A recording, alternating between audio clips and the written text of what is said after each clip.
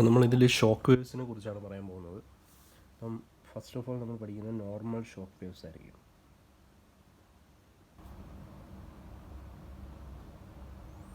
അപ്പോൾ ഈ ഒരു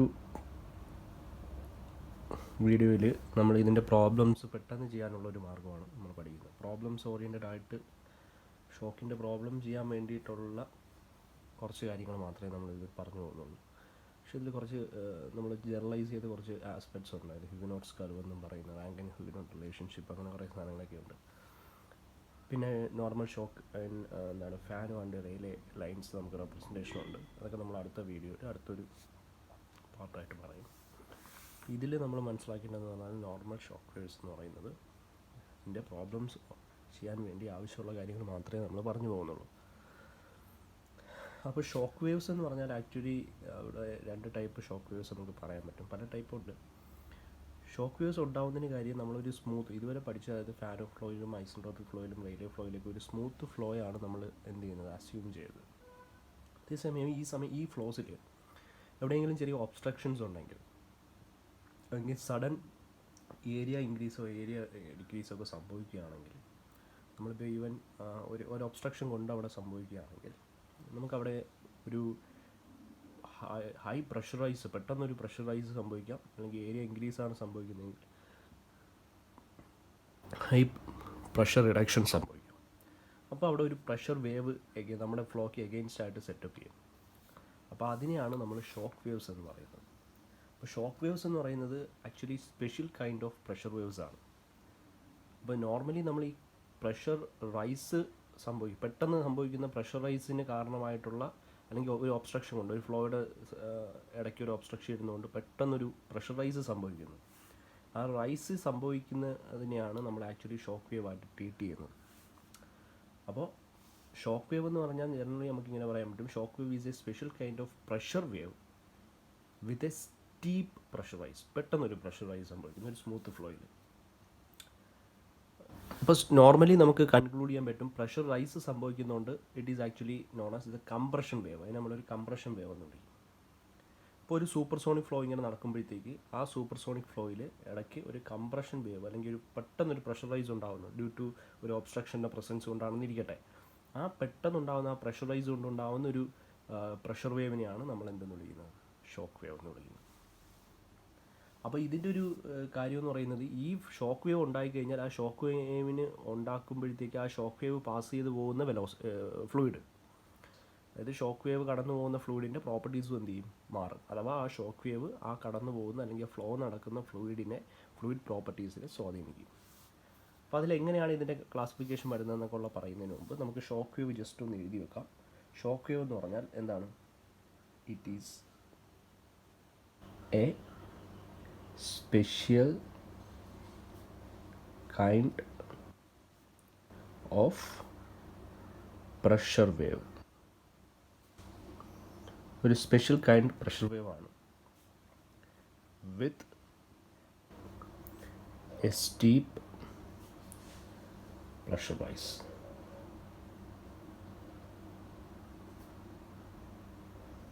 ഒരു സ്റ്റീപ്പായിട്ടുള്ള ഒരു പ്രഷർ റൈസ് ആണ് അവിടെ എന്ത് ചെയ്യുന്നത്, സംഭവിക്കുന്നത്. അപ്പോൾ ഒരു സ്റ്റീപ്പ് പ്രഷർ റൈസ് ആണ്, ഒരു സഡൻ ഇൻക്രീസ് ഇൻ പ്രഷറാണ്. അപ്പോൾ അതുകൊണ്ട് തന്നെ നമുക്ക് ഇതിനൊരു കംപ്രഷൻ വേവ് എന്ന് പറയാൻ പറ്റും. അപ്പോൾ ഇങ്ങനെയും കൂടെ പറയാം, ഇറ്റ് ഈസ് ആക്ച്വലി അടുത്തൊരു പോയിൻ്റായിട്ട് പറയാം, എ കംപ്രഷൻ വേവ്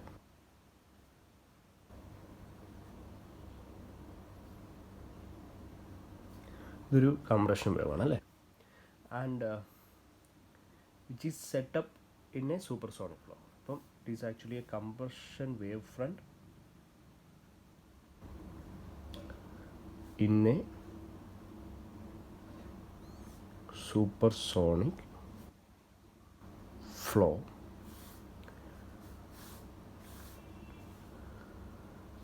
അപ്പോൾ അങ്ങനെ പറയാൻ പറ്റും. അപ്പോൾ നമുക്കൊരു സൂപ്പർസോണിക് ഫ്ലോ ഇതുവഴി നടക്കുകയാണെങ്കിൽ അവിടെ ചിലപ്പോൾ ഒരു ഒബ്സ്ട്രക്ഷൻ ഉണ്ടെന്ന് നോക്കുക. ഈ ഒബ്സ്ട്രക്ഷൻ കൊണ്ട് ഒരു sudden increase in pressure wave ഇവിടെ ഉണ്ടായി, അല്ലെങ്കിൽ പെട്ടെന്ന് സഡൻ ഇൻക്രീസ് ഇൻ പ്രഷർ ഇവിടെ ഉണ്ടാവും. അപ്പോൾ ഈ ഇവിടെ സെറ്റപ്പ് ചെയ്യപ്പെടുന്ന വേവിനെയാണ് നമ്മളെന്ന് വിളിക്കുന്നത്, ഷോക്ക് വേവ് എന്ന് വിളിക്കുന്നത്. അപ്പോൾ ഈ ഷോക്ക് വേവ് എന്ന് വിളിക്കുന്നതിന് കാര്യമുണ്ട്. ഈ ഷോക്ക് വേവിനെ പാസ് ചെയ്ത് ഇപ്പുറത്ത് പോകുമ്പോൾ the fluid properties will be different. ഇവിടുത്തെ ഫ്ലൂയിഡ് പ്രോപ്പർട്ടീസ് എന്ന് പറഞ്ഞാൽ എക്സ് ഇട്ട് ഡിനോട്ട് ചെയ്താൽ ഇവിടുത്തെ ഫ്ലൂയിഡ് പ്രോപ്പർട്ടീസ് എന്ന് പറയുന്നത് നമുക്ക് എന്ത് ഡിനോട്ട് ചെയ്യാം, വൈ ആയിട്ട് ഡിനോട്ട് ചെയ്യാം. ബിക്കോസ് എന്താണ്, in the flow field there is actually A shock wave. അപ്പോൾ ഷോക്ക് വേവ് പല ടൈപ്സ് ഉണ്ട്. അപ്പോൾ ഫസ്റ്റ് ഓഫ് ഓൾ നമ്മൾ പഠിക്കേണ്ടതെന്ന് പറയുന്നത് ടൈപ്സ് ഓഫ് ഷോക്ക് വേവ്സ് ആണ്. പല രീതിയിൽ നമുക്കിതിനെ ഡിഫൈൻ ചെയ്യാം. പിന്നെ വീക്ക് ഷോക്ക് വേവ് എന്നും നോർമൽ ഇതും എന്താണ് ഹെവി ഷോക്ക് വേവ് എന്നൊക്കെ പറഞ്ഞ് നമുക്ക് ക്ലാസിഫൈ ചെയ്യാൻ പറ്റും. ഫസ്റ്റ് ഓഫ് ഓൾ ഇപ്പോൾ ടൈപ്സ് ഓഫ് ഷോക്ക് വേവ് ആണ് നമ്മളങ്ങനെ പറയുന്നത്. ടൈപ്സ് ഓഫ് ഷോക്ക് വേവ്സ് എന്തൊക്കെയാണെന്ന് നോക്കാം. അപ്പം നമുക്ക് ജനറലി നമ്മൾ പറയുമ്പോഴത്തേക്ക് നമ്മുടെ ഈ മാക് വേവ്സ് എന്നൊക്കെ പറഞ്ഞാൽ വീക്ക് വേവ്സ് ആയിട്ടാണ് ട്രീറ്റ് ചെയ്യുന്നത്. അപ്പോൾ അതിൻ്റെ സ്ട്രെങ്ത് അനുസരിച്ച്, അതായത് വീക്ക് വേവ്സും ഉണ്ടാവും, അല്ലാത്ത എന്താണ് ഹെവി ഷോക്ക് വേവ് എന്ന് പറഞ്ഞാൽ weak waves and shock waves എന്ന് പറയും. അപ്പോൾ വീക്ക് വേവ്സ് എന്ന് പറയുന്നത് നമ്മൾ ഈ സാധാരണ നമ്മൾ പറയുന്ന ഈ മാക് വേവ് എന്ന് പറയുന്നത് ആക്ച്വലി ഒരു വീക്ക് വേവിന് എക്സാമ്പിളാണ്. അതൊരു എക്സ്പാൻഷൻ ടൈപ്പോ കംപ്രഷൻ ടൈപ്പോ ഒക്കെ ആവാം.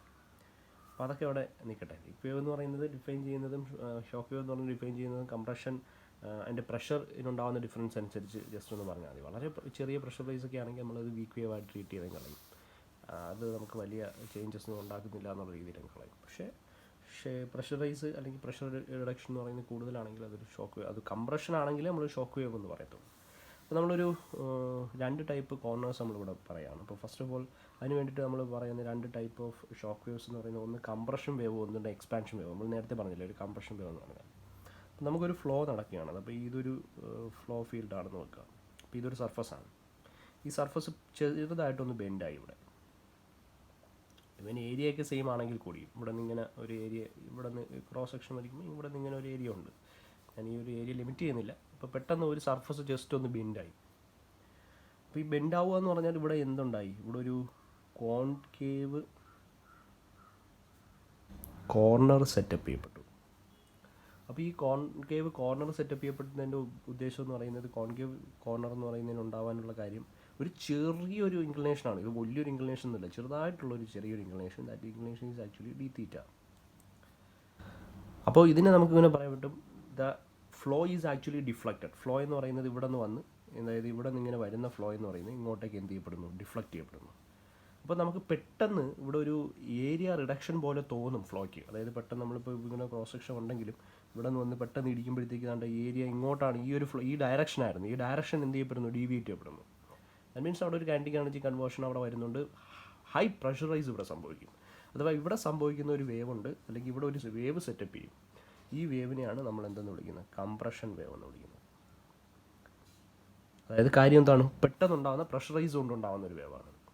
കാര്യം ഇങ്ങനെ വരുന്ന ഒരു ഫ്ലോ ആ ഒരു ഡയറക്ഷനിൽ വന്ന് ഇവിടെ വന്ന് ഇടിക്കും. ഇവിടെ വന്ന് ഹിറ്റ് ചെയ്യുമ്പോൾ kinetic energy converted to pressure energy, high pressure rise ഉണ്ടാവുന്നു, അവിടെ ഒരു വേവ് ഉണ്ടാവുന്നു. അപ്പോൾ ഇതിൻ്റെ മാക് നമ്പർ പറഞ്ഞാൽ ഇവിടുത്തെ ഇതൊരു സൂപ്പർ സോണിക് ഫ്ലോ ആണെങ്കിൽ M1 എന്ന് പറയുന്ന Mac number is greater than 1. ഒരു സൂപ്പർ സോണിക് ഫ്ലോ ആണ് വരുന്നതെങ്കിൽ ഇതിന് എഗെയിൻസ്റ്റ് ആയിട്ട് ഒരു കംപ്രഷൻ വേവ്, ഒരു പ്രഷർ വേവ് ഇവിടെ നിൽക്കുകയാണ്. ഇറ്റ് വിൽ ഡീസലറേറ്റ് ദ ഫ്ലോയിനെ ഡീസലറേറ്റ് ചെയ്യിക്കും. അപ്പോൾ ഇനി അങ്ങോട്ടുള്ള ഫ്ലോ എന്ന് പറയുന്നത് M2 എന്ന് പറയുന്നത് will be always less than M1. അതായത് ഇവിടെ നിന്നുള്ള ഫ്ലോ മാക് നമ്പറിനെക്കാട്ടി കുറവായിരിക്കും ഈ ഷോക്ക് വേവിന് പുറത്ത് വരുമ്പോൾ അവിടുത്തെ ഫ്ലൂയിഡിൻ്റെ മാക് നമ്പറിൻ്റെ വാല്യൂ എന്ന് പറയുന്നത്. അപ്പോൾ മാക് നമ്പർ ഒരു സൂപ്പർ സോണിക് ഫ്ലോയിൽ നമ്മളൊരു കംപ്രഷൻ വേവ് എങ്ങനെ വന്നു എന്ന് പറഞ്ഞാൽ സിംപ്ലി നമുക്കിങ്ങനെ പറയാൻ പറ്റും. അവിടെ ഒരു ഹൈ പ്രഷറൈസ് പെട്ടെന്ന് സംഭവിക്കുന്നു ഡ്യൂ ടു സഡൻ ബെൻഡിങ് എന്നൊക്കെ നമ്മൾ പറയാം. ആ ബെൻഡിങ്ങിൻ്റെ ഒരു പ്രത്യേകത എന്ന് പറഞ്ഞാൽ ആ ഒരു ക്രോസ് സെക്ഷൻ്റെ ഡയറക്ഷൻ മാറുന്നതുകൊണ്ട് തന്നെയാണ് സംഭവിക്കുന്നത്. അപ്പോൾ ചെറിയൊരു ഡിഫ്ലക്ഷനിലേക്ക് നമ്മൾ ഫ്ലോയിനെ ഡീവിയേറ്റ് ചെയ്യുന്നു.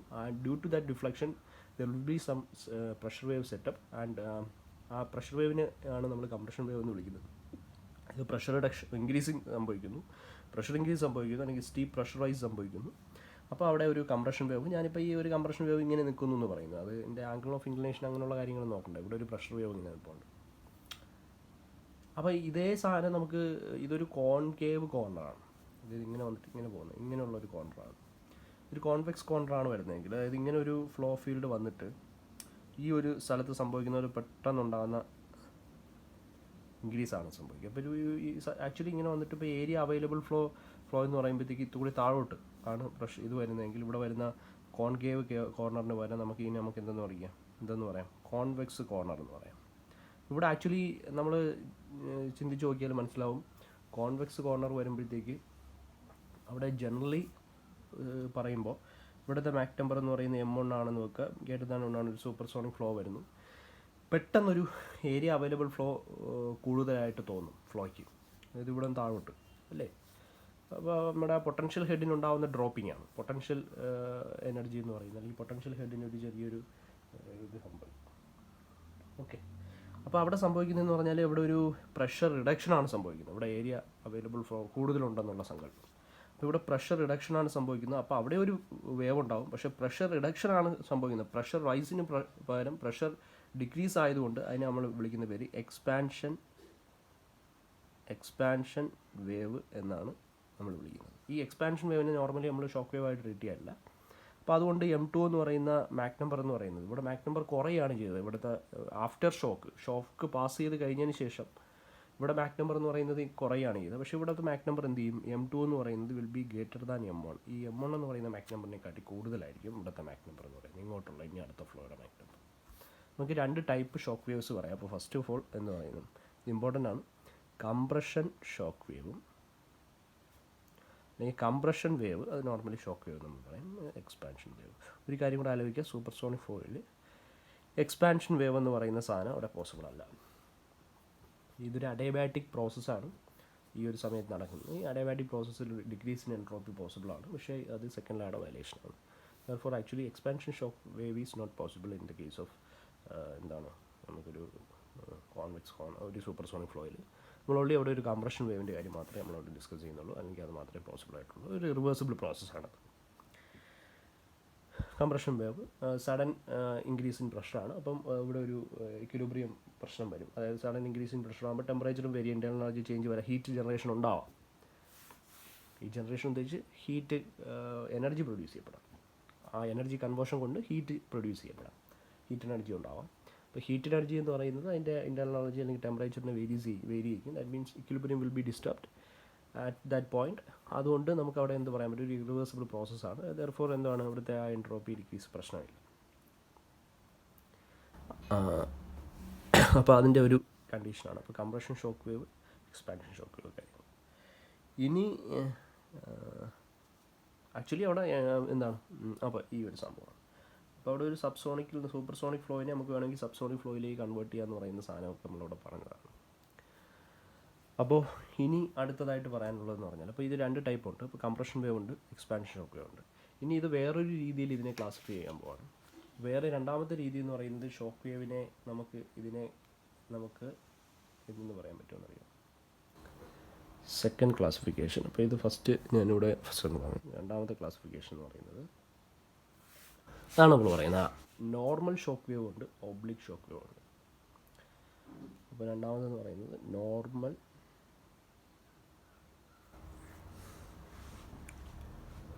Shock wave.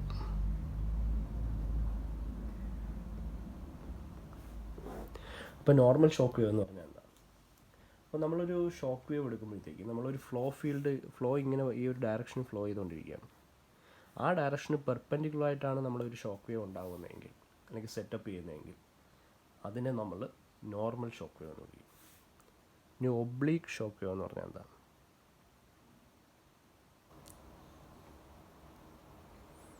നമ്മുടെ ഫ്ലോ ഡയറക്ഷൻ ഇൻക്ലൈൻഡ് ആയിട്ടാണ് ഒരു ഷോക്ക് വേവ് എന്ത് ചെയ്യുന്നതെങ്കിൽ സെറ്റപ്പ് ചെയ്യുന്നതെങ്കിൽ there will B certain inclination.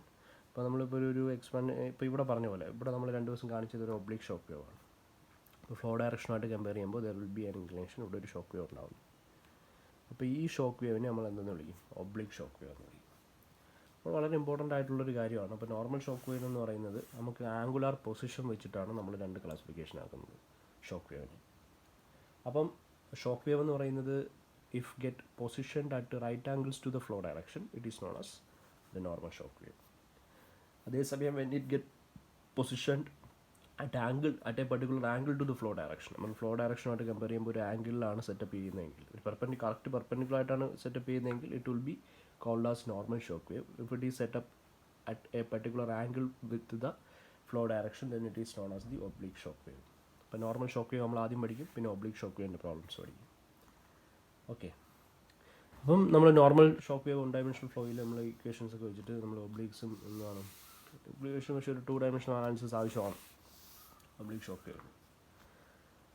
അപ്പോൾ നമ്മളിവിടെ ഈ ഒരു ഫസ്റ്റ് ഓഫ് ഓൾ നമ്മൾ പഠിക്കുന്നത് നോർമൽ ഷോക്കുമായിട്ട് ബന്ധപ്പെട്ട കാര്യങ്ങളായിരിക്കും. അതിൻ്റെ ഗവേണിംഗ് ഇക്വേഷൻസ് അങ്ങനെയുള്ള കാര്യങ്ങളൊക്കെ ഉണ്ട്. അപ്പോൾ അത് ഞാനിപ്പോൾ ഒന്ന് മാറ്റി വെക്കുന്നു. We are directly going into the problems. അപ്പോൾ ആ പ്രോബ്ലംസ് ചെയ്യാനുള്ള കാര്യങ്ങളിലേക്ക് നമുക്ക് ആദ്യമേ അങ്ങ് പോവാം. ജസ്റ്റ് ആ പ്രോബ്ലംസ് ഒന്ന് സെറ്റപ്പ് ചെയ്തിട്ട് ശേഷം നമുക്ക് അതിൻ്റെ ഇതുമായിട്ട് ബന്ധപ്പെട്ട കുറേ കാര്യങ്ങളൊക്കെ ഉണ്ട്. ഇങ്ങനെയൊക്കെ ഗവേണിംഗ് ഇക്വേഷൻസ്, ഇങ്ങനെയൊക്കെ notes, rank and human relation, അങ്ങനെയുള്ള സാധനങ്ങളുണ്ട്. അതിലേക്കൊക്കെ വരാം. പിന്നെ ഇത് വേറെ ഒരു ടൈപ്പ് ഉണ്ട്. അറ്റാച്ച്ഡ് ഷോക്ക് വേവ് ഉണ്ട്, ഡിറ്റാച്ച്ഡ് ഷോക്ക് വേവ് ഉണ്ട്. അറ്റാച്ച്ഡ് ഷോക്കും ഡിറ്റാച്ച്ഡ് ഷോക്കും. അപ്പോൾ അറ്റാച്ച്ഡ് ഷോക്ക് എന്ന് പറയുമ്പോഴത്തേക്ക് നമ്മൾ നോർമലി ഇതൊരു ആക്ച്വലി ഒരു സ്റ്റേഷനറി വേവാണ്. സ്റ്റേഷനറി വേവ് എന്ന് പറയുമ്പോഴത്തേക്ക് ആ ഫ്ലോയുമായിട്ട് കമ്പയർ ചെയ്യുമ്പോൾ there is not relative velocity എന്ന് പറയാൻ പറ്റും. വേവ് പ്രൊപ്പഗേറ്റ് ചെയ്യുന്നില്ല, അവിടെ ഒരു നിൽക്കുന്നു. അപ്പോൾ ഒരു സ്റ്റേഷനറി വേവാണ് രണ്ട് ടൈപ്പായിട്ട് നമ്മൾ പറയുന്നത്, അറ്റാച്ച്ഡും ഡിറ്റാച്ച്ഡുമായിട്ട്. അപ്പോൾ അറ്റാച്ച്ഡ് ഷോക്ക് വേവ് എന്ന് പറയുമ്പോൾ നമ്മളിപ്പോൾ ഒരു നോസിലോ ഡിഫ്യൂസറോ എന്തെങ്കിലും ഒരു ഏരിയ ഇങ്ങനെ ഒരു സാധനത്തിൽ ഇവിടെ ഇപ്പോൾ ഒരു ഷോക്ക് വേവ് എന്ന് പറയുന്നത് അതിൻ്റെ ഒരു ഫ്രണ്ടിൽ സെറ്റപ്പ് ചെയ്ത് വെച്ചേക്കാണ്. അതിൻ്റെ എന്ന് പറഞ്ഞാൽ ആ നോസിലോട്ട് കയറുമ്പോൾ ഇൻലെറ്റിൽ തന്നെ വെച്ചേക്കാണ്. അപ്പോൾ മാക് നമ്പർ ഗ്രേറ്റർ ദാൻ 1 ഇവിടെ കയറുന്നു, ഡിഫ്യൂസർ ഓക്കെ, എന്നിട്ട് ഇവിടെ ഇങ്ങോട്ട് പോകുന്നു. അപ്പോൾ ഇത് നമ്മൾ അറ്റാച്ച്ഡ് എന്ന് പറയുന്നത്. നമ്മൾ ഡിഫ്യൂസറാണ്. ഈ ഏരിയ ഇൻക്രീസ് ചെയ്ത് കാണിച്ചിരിക്കുന്നത് നമുക്ക് ഡിഫ്യൂസർ എന്നേ പറയാൻ പറ്റും. ഇതൊക്കെ നമ്മൾ ഓൾറെഡി പട്ടേ പറഞ്ഞതാണ്. അപ്പോൾ ഇതൊരു ആക്ച്വലി എന്താണ്, അറ്റാച്ച്ഡ് ഷോക്ക് വേവ് ആണ്. അതിൽ അറ്റാച്ച് ആയി നിൽക്കുന്നു. ഡിറ്റാച്ച്ഡ് എന്ന് പറയുമ്പോൾ എന്തായിരിക്കും, ഷോക്ക് വേവ് ഇവിടെ നിൽക്കുമായിരിക്കും, ഡിഫ്യൂസർ ഇവിടെ ഉണ്ടാവുമായിരിക്കും. ഏരിയ മാറുന്നുണ്ടേ, വരച്ചപ്പോൾ ചെറുതായെന്ന് വിചാരിച്ചുള്ളായിരുന്നു. ഏരിയ വേരി ചെയ്തുകൊണ്ടിരിക്കുകയാണ്. അപ്പോൾ ഇതിൻ്റെ ഒരു പ്രത്യേകത എന്ന് പറയുന്നത് മാക് നമ്പർ എന്ന് പറയുന്നത് ഇവിടെ നിന്ന് ഇങ്ങനെ വന്ന് ഇതിവിടെ പ്രോപ്പർട്ടീസ് ചേഞ്ച് ചെയ്തായിരിക്കും ഇവിടെ വരുന്നത്. ഇതിവിടെ there will be N X, there will be N Y, and Y will be the inlet property. ഇതിവിടെ പി എക്സ് ആണെങ്കിൽ ഇവിടെ ഒരു പി വൈ ഉണ്ടാവും. ഷോക്ക് വേവ് കാരണം അവിടെ ഒരു പ്രോപ്പർട്ടി ചേഞ്ച് ഉണ്ടാവും. അപ്പോൾ ഈ പി വൈ ആയിരിക്കും നമ്മുടെ ഡിഫ്യൂസറിൻ്റെ എന്തായിട്ട് വരുന്നത്, ഇൻലെറ്റ് പ്രഷറായിട്ട് വരുന്നത്. അപ്പോൾ ഇവിടെ ഒരു ടെമ്പറേച്ചർ ടി എക്സ് ഉണ്ടെങ്കിൽ ഇവിടെ ഒരു ടി വൈ ആവും. അതിപ്പോൾ ഷോക്ക് വേവ് കഴിയുമ്പോൾ അത് ടി വൈ ആവും. ആ ടി വൈ ആയിരിക്കും ഇവിടുത്തെ എന്തായിട്ട് വരുന്നത്, ടെമ്പറേച്ചർ, ഇൻലെറ്റ് ടെമ്പറേച്ചറായിട്ട് വരുന്നത്. അപ്പോൾ ഇത് അറ്റാച്ച്ഡ് ഷോക്ക് വേവും ഇതെന്താണ്, ഡിറ്റാച്ച്ഡ് ഷോക്ക് വേവും. ആ ഒരു സാധനത്തിൽ ഇങ്ങനെ മാറി നിൽക്കും. അപ്പോൾ ഇങ്ങനെ അറ്റാച്ച്ഡ് ഉണ്ട്, ഡിറ്റാച്ച്ഡ് ഉണ്ട്. അപ്പോൾ 3 ക്ലാസിഫിക്കേഷൻ ജനറലൈസ് ചെയ്ത് നിങ്ങൾ ഓർത്തിരുന്നാൽ മതി. ആൻഡ് നൗ ജസ്റ്റ് ഒരു നമ്മൾ നോർമൽ ഷോക്ക് വേവിൻ്റെ കുറച്ച് ജനറൽ ക്യാരക്ടറിസ്റ്റിക്സ് പറയാൻ പോകണം. നമ്മൾ പഠിക്കുക ഫസ്റ്റ് ഓഫ് ഓൾ നമ്മൾ പഠിക്കാൻ പോകുന്നത് നോർമൽ ഷോക്ക് വേവ്സിനെ കുറിച്ചാണ്. അറ്റാച്ച്ഡും പഠിക്കും, ഡിറ്റാച്ച്ഡും പഠിക്കും. നമ്മൾ ഷോക്ക് വേവ് എന്ന് പറയുന്നത് അറ്റാച്ച്ഡായും പഠിക്കും. അപ്പോൾ നമ്മൾ ഫസ്റ്റ് പറഞ്ഞു കംപ്രഷൻ വേവ്സ് ആണ് ഷോക്ക് വേവ് ആയിട്ട് റേറ്റ് ചെയ്യുന്നത്. And it is only possible to get a compression wave in particular എന്താണ് compression shock wave in a supersonic flow passage. അപ്പോൾ അവിടെ നമുക്ക് നോർമൽ ഷോക്ക് ഉണ്ട്, ഒബ്ലിക് ഷോക്ക് ഉണ്ട്. And normal shock can be attached or detached. ഇത് രണ്ടും നമ്മൾ എന്ത് ചെയ്യും, ഡീൽ ചെയ്യും. അപ്പോൾ ഇതെല്ലാം കൂടെ ഒരു ജനറലൈസ് ചെയ്ത ഒരു കാര്യം. അപ്പോൾ ഇത് എന്താണെന്ന് മനസ്സിലാക്കണമെന്നേ ഉള്ളൂ. അറ്റാച്ച്ഡ് ഷോക്ക് വേവ് എന്ന് ഡിറ്റാച്ച്ഡ് ഷോക്ക് വേവ് എന്ന് പറഞ്ഞാൽ എന്താണ്, normal shock wave, oblique shock wave എന്ന് പറഞ്ഞാൽ എന്താണ് കംപ്രഷൻ വേവ്, എന്താണ് എക്സ്പാൻഷൻ വേവ് എന്നുള്ള കാര്യം. എക്സ്പാൻഷൻ വേവ് അവിടെ പോസിബിലിറ്റി പറയുന്നത് എൻട്രോപ്പി ഡിക്രീസ് റിവേഴ്സിബിൾ അഡിയാബാറ്റിക് പ്രോസസ്സാണ് അവിടെ നടക്കേണ്ടത്. Entropy decrease is not possible. So compression wave മാത്രമേ അവിടെ നടക്കുന്നുള്ളൂ, എക്സ്പാൻഷൻ വേവ് അവിടെ നടക്കുന്നില്ല. സെക്കൻഡ് ലാഡ് വയലേഷൻ ആണ് അല്ലെങ്കിൽ. അപ്പോൾ നമ്മൾ അടുത്ത് പഠിച്ചു വെക്കുന്നത് അതിൻ്റെ ഒരു general characteristics of normal shock wave ആണ്. അപ്പോൾ നമുക്കിങ്ങനെ പറയാൻ പറ്റും. അതിൻ്റെ ജനറൽ ക്യാരക്ടറിസ്റ്റിക്സ് കൂടെ പറഞ്ഞിട്ട് നമുക്ക് പ്രോബ്ലത്തിലേക്ക് പോകാം.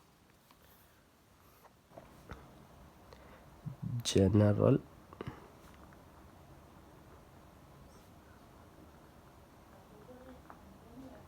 Characteristics of the normal shock wave.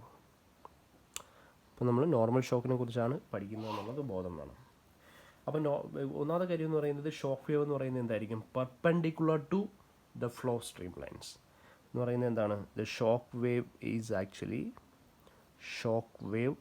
Is perpendicular to the flow stream lines അല്ലേ. Stream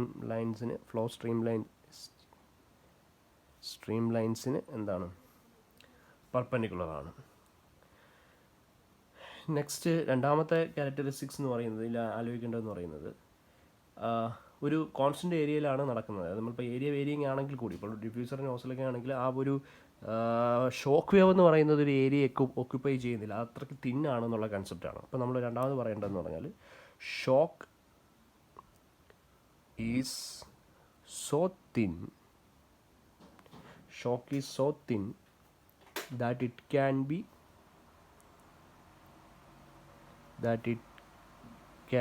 be considered to take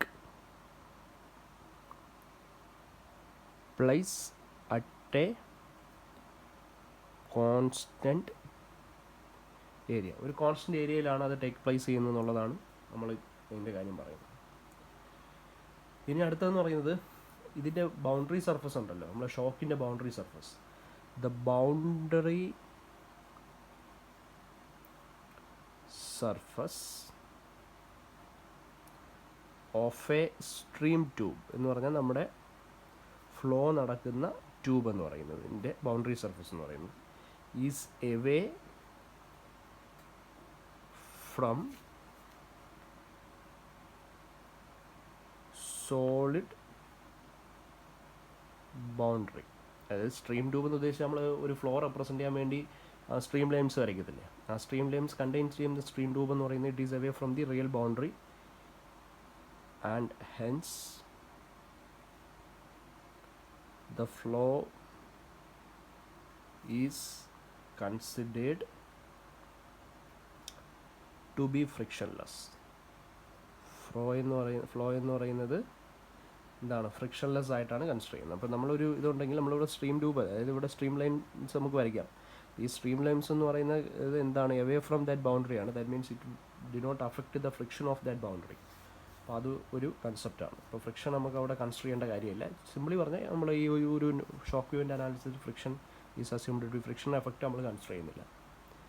പിന്നെ the flow in the stream tube is actually adiabatic. അപ്പം അഡയബാറ്റിക് ഫ്ലോ ആണ് നമ്മൾ consider ചെയ്യുന്നത്. There is no heat interaction.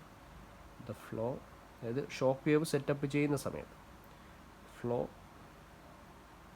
In the stream tube is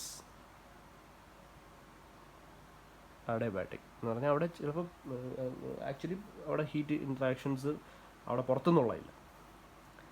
അടുത്ത് നമ്മൾ സാധാ പറയുന്ന സാധനം there is no external works. അത് വർക്ക് കൺസിഡർ ചെയ്യാത്തതുകൊണ്ട് നമ്മൾ സ്റ്റഡി ഫ്ലോ എനർജി ഇക്വേഷനിൽ എന്തൊക്കെ പോസിബിലിറ്റീസ് ഉണ്ടോ അത് മാക്സിമം ചുരുക്കുന്നു എന്ന് മാത്രമേ ഉള്ളൂ.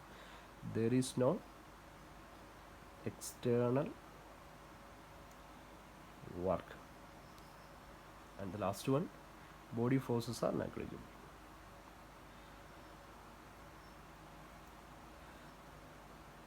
അപ്പോൾ ആദ്യത്തെ രണ്ടെണ്ണം വളരെ ഇമ്പോർട്ടൻ്റ് ആണ്. മൂന്നെണ്ണം വളരെ ഇമ്പോർട്ടൻ്റ് ആണ്. അപ്പോൾ അത് നോക്കിയിരിക്കുക. അപ്പോൾ ഇത്രയാണ് ഇതിൻ്റെ ജനറൽ ക്യാരക്ടറിസ്റ്റിക്സ് എന്ന് പറയുന്നത്. അപ്പോൾ ഇത് വെച്ചിട്ട് നമുക്ക് നമ്മൾ ഗവേണിംഗ് ഇക്വേഷൻസ് കൂടെ പറയാം അല്ലേ. അപ്പോൾ എന്താണ് ഇതിൻ്റെ ഗവേണിംഗ് ഇക്വേഷൻസ് എന്നുള്ളത്? ഗവേണിംഗ് ഇക്വേഷൻസ് കൂടെ പറഞ്ഞിട്ട് നമുക്ക് അടുത്ത കാര്യങ്ങളിലേക്ക് പോകാം, പ്രോബ്ലത്തിലേക്ക് പോകാം.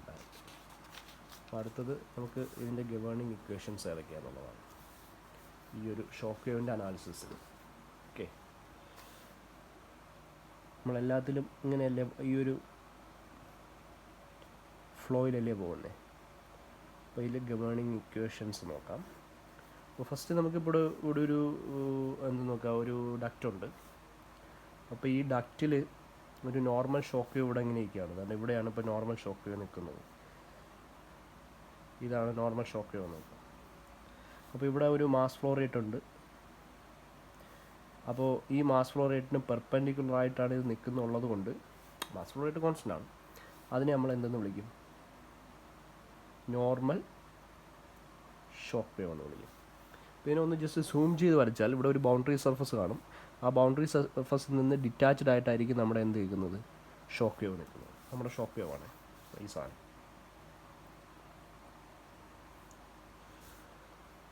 അപ്പോൾ അങ്ങനെയാണെങ്കിൽ ഇതൊരു കൺട്രോൾ വോളിയം അപ്രോച്ചിന് വേണ്ടിയിട്ട് ഞാനൊരു കൺട്രോൾ വോളിയം കൺസിഡർ ചെയ്യുകയാണ്. കൺട്രോൾ വോളിയം കൺസിഡർ ചെയ്യുമ്പോഴത്തേക്ക് ഇവിടെ നിങ്ങോട്ടേക്ക് ഒരു പർട്ടിക്കുലർ വെലോസിറ്റിയിൽ പോകുന്നു V1. ഈ ഷോക്ക് കഴിയുമ്പോൾ ഇത് velocity will be changed to V2. V1 എന്ന് പറയുന്നത് V2ലേക്ക് വരുന്നു. അപ്പോൾ Vx എന്ന് എടുത്താൽ it will be Vy. Velocity change ആവുന്നു.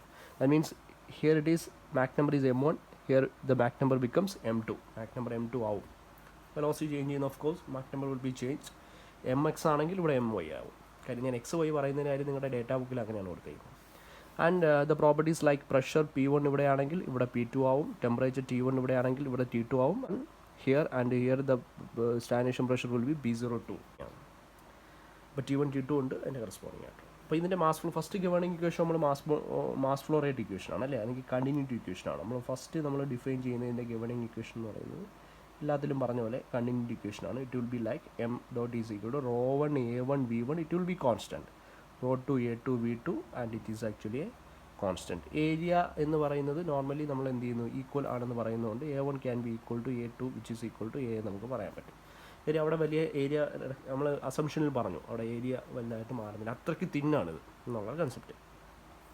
അതുകൊണ്ട് നമുക്ക് മാസ് ഫ്ലക്സിൻ്റെ ഇക്വേഷൻ എം ബൈ എന്ന് പറയുന്ന ഇക്വേഷൻ, എം ബൈ എ എന്ന് പറഞ്ഞാൽ എന്താണ്, G is equal to rho into V is equal to a constant എന്ന് പറയുന്ന ഇക്വേഷൻ ഇവിടെ നമുക്ക് എന്ത് ചെയ്യാൻ പറ്റും, എടുക്കാനായിട്ട് പറ്റും. അപ്പോൾ ഇത് നമ്മൾ നേരത്തെ ഉള്ള ഫ്ലോസിൽ പറഞ്ഞതുപോലെ തന്നെ ഇവിടെയും അതുപോലെ ഒരു ഇക്വേഷൻ പോസിബിളാണ് പറഞ്ഞല്ലോ. ഇനി രണ്ടാമത്തെ moment equation, second one is moment equation. Equations important ആണ്, നമുക്ക് ഡെറിവേഷൻസിലൊക്കെ വേണം. മൊമെൻ്റ് ഇക്വേഷൻ എന്ന് പറയുന്നത് എന്താണ്,